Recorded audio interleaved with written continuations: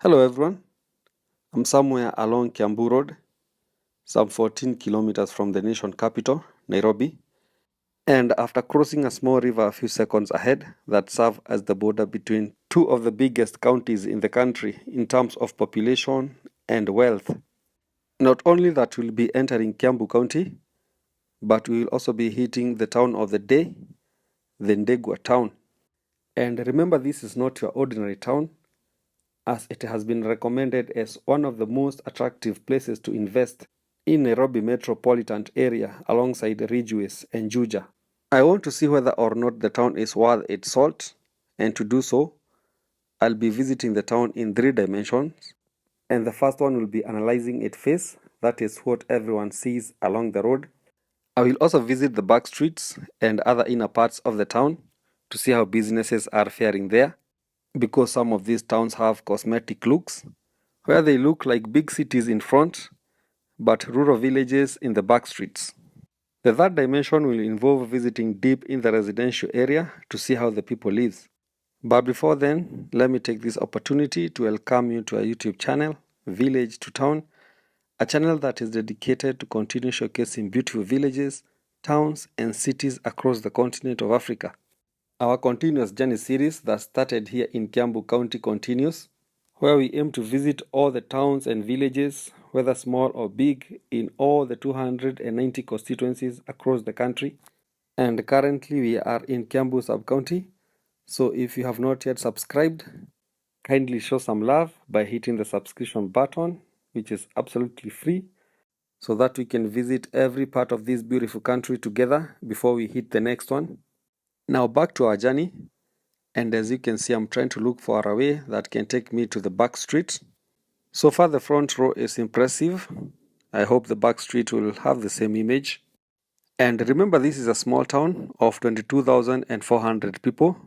That is, as of 2019, 10,500 are men, while 11,800 are women. Although I'll be telling you more about the numbers later, I'm just letting you know what to expect, as my expectations about the town are quite high, especially based on its geographical location and its history. Kiambu Town, which is the county capital, is only 3 kilometers ahead of me, while Runda Estate, which is one of the most affluent neighborhoods in the country, is only a walking distance behind me.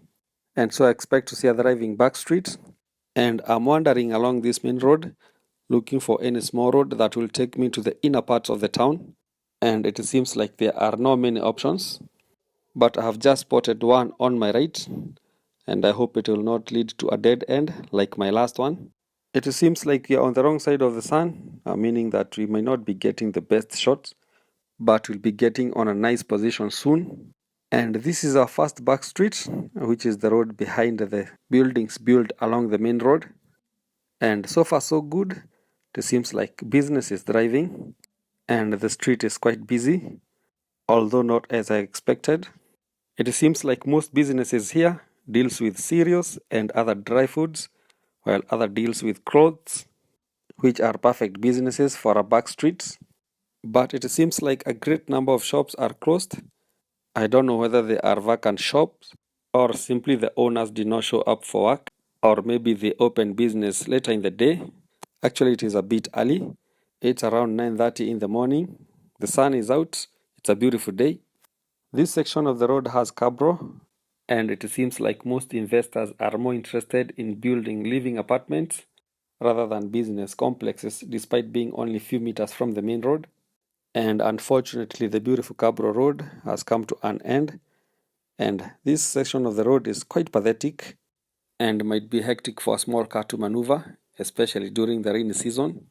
The few open businesses on my right are of course affected by this, and I find it quite unfortunate that investors are willing to invest in multi-million projects, but political leaders are letting them down. Of course, you can see the type of apartments in the area. Most of them are new school, meaning that they might have costed owners millions to build. And of course, renting an apartment here is not a walk in the park, especially considering that they are only a few meters from the main road. A quick check on the renting price range over the internet before coming here was quite mind-boggling. For instance, I saw a two-bedroom apartment going for 40,000 Kenya shillings per month, and another one going for 52,000 Kenya shillings. I also saw a studio apartment which most of us call bed sitters here going for 18,000 Kenya shillings per month. That is about 130 US dollars, which may be seem little for a studio apartment in some other countries, especially in the West. But here in the country, it's quite an amount.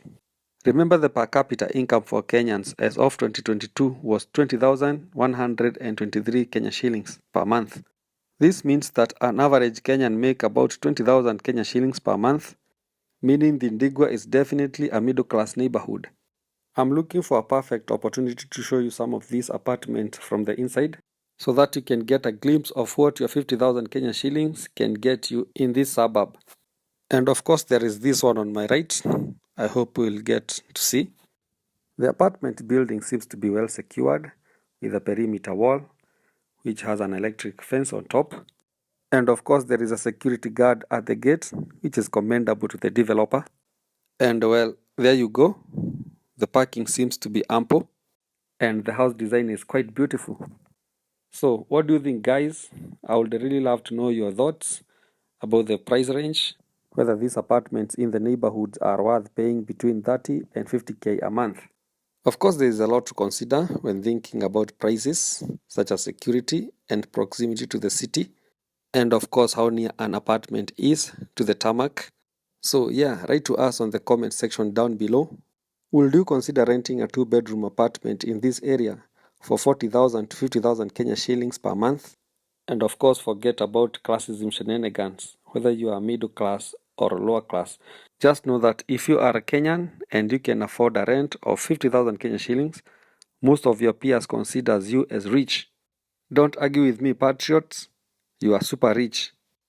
Now, I'm looking for a way to get back to the town center so that we can sample the commercial area and see what kind of big businesses are in the area. And you can see the size of this feeder road. It's tarmacked, but it's quite narrow, probably a victim of encroachment, which is common in urban areas, especially in new developing towns such as Thindigua, where public lands become quite attractive to grabbers and thieves, leading to poor infrastructures. I want to go on the other side of the road, where businesses seems to be thriving. They seems to be medium-sized businesses, a factor that set the town center apart from the back streets, which had a bunch of small businesses.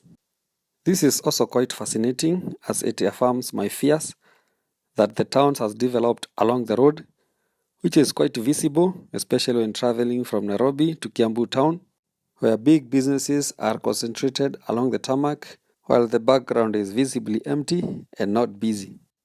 So let's get deep into it, and it seems like there is a very nice hotel here. You can see it on the right. One or two investors have decided to invest in rental apartments despite being in the front row, which is probably due to the high income associated with apartments in this area. I can see a very big supermarket here, going by the name Quick Mart, which actually is one of the biggest general stores in the country. You can literally get anything. I want to give you a nice view of the store so that you can get the idea of how big it is. And one thing I like about this company is their branding, as they have some of the nicest color combinations and invest in erecting uniquely shaped buildings. Let me get the right angle so that I can show you. You will realize that their theme colors are black, red and white, which I find to be a great combination. Marketers and designers can tell us more about it on the comment section below. Maybe I'm alone on this.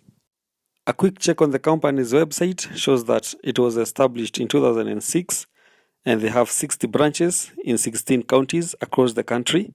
They claim to employ more than 6,000 Kenyans, meaning that it is a major employer in this town. I have spotted another leading departmental store in the country, which goes by the name Naivas. And if you are a keen observer, you know that most of these leading supermarkets are established in middle-class neighborhoods, which tells you something about the Thindigua Town. If you have been to smaller towns across the country, you will notice that there are small upcoming brands, which is not the case in bigger urban centers, where big retailers such as Naivas and Quickmart compete for customers.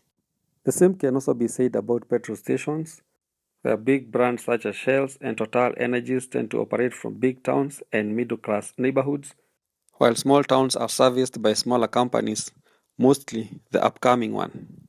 Let us have an up-close look at the second supermarket and see whether it is worth its salt. And of course, here it is. You can see it on the right side of your screen. And the fact that the two supermarkets are near each other means that competition is quite stiff as they sell similar products and target similar customers. Well, it seems like the perimeter wall is fortified with heavy grills, which denies us a chance to have a better look at the inside. All in all, that's Naivas for you, where a quick look at their website says that the company was established in 1990, meaning that it is a bit older, especially when compared to Quickmart, which was only established in 2006. I now want to take a look at the residential area and see how the people lives here. And so I'm gonna go deep into the estate. I will also be telling you more about land availability and cost in the area, and the cost of owning a home, and why most people in these towns prefer renting apartments rather than owning homes. But before then, let me quickly give you the numbers. And Thindigua is a locality in Kiambu constituency, which was carved out from the legendary Kiamba constituency. Kiambu constituency also serves as a sub-county in a county bearing the same name and has a population of 145,900 people. On the other hand, Thindigua is a locality in the constituency with 22,400 people, with a population density of 1,091 people per square kilometer, making it one of the most densely populated localities in the county. And remember, Kiambu County is one of the most populated counties in the country, meaning that for a locality to be the most densely populated in the most densely populated county must be something else. I hope that makes sense. The area also has one of the fastest growing population in the country, which is estimated at 3% per year, while that of the county is estimated at 2.4% per annum. This tells you that the area population is growing at a faster rate than the county rate. In terms of gender distribution, a women population stands at 52.2%, while that of men stand at 47.7%, which is pretty normal. It is also worth noting that a majority of the people living in the sub-county lives in urban centers, including the Ndegwa, which is quite fascinating considering that 70.6% of all the people living in Kiambu County are urban dwellers, while only 29.4% lives in rural areas.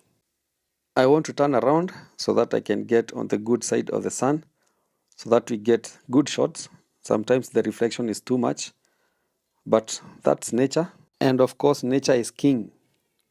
It is also good to note that there is no tarmac beyond this point, which means that the residential area is served by a Maram road, which is not bad since it is well maintained. Another thing that has really caught my eye as far as the residential area is concerned is that the area is not as densely populated as I thought, which is a nice thing for potential investors. And I'm sure you are waiting for me to tell you about the land prices in the area.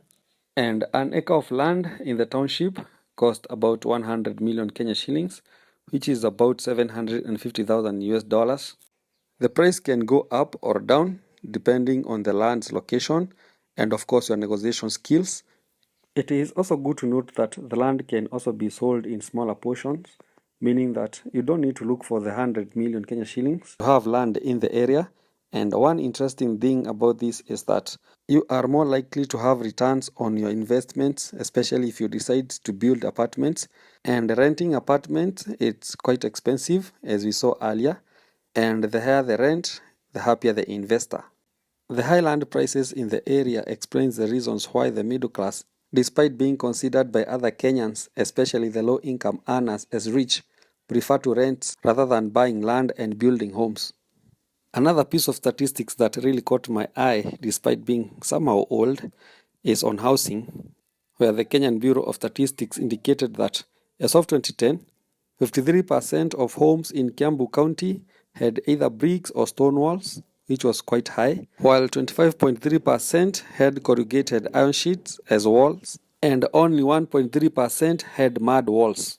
Of course, the numbers must have improved over the years, which is a reflection of the good standards of living in the county, especially when compared to other counties you have visited in rural Kenya. Please continue watching the scenic video until the end, and the fact that you have watched the video so far means that you somehow like what we do. So kindly consider subscribing to our YouTube channel, Village to Town. It's absolutely free. Join us as we embark on this great journey across our beautiful country in all the 290 constituencies. And don't forget to like the video so that it can be recommended to as many people as possible. And please tell us, what do you think about our town today on the comment section down below. Will you consider living in Thindigua? Are the rent and land prices really worth it? Thank you.